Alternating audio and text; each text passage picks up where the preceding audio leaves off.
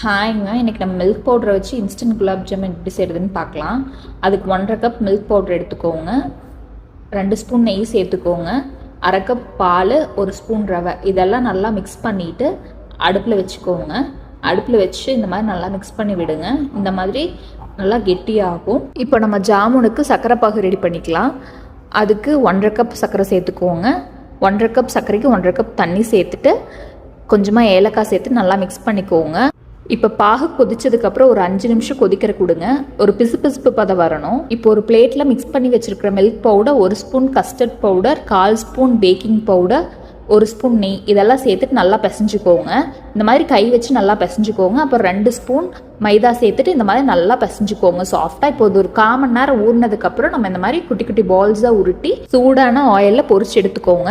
இப்போ இதை ஒரு 20 மினிட்ஸ் சுகர் சிரப்பில் ஊற வச்சு சர்வ் பண்ணிங்கன்னா நம்ம டெசர்ட் ரெடி.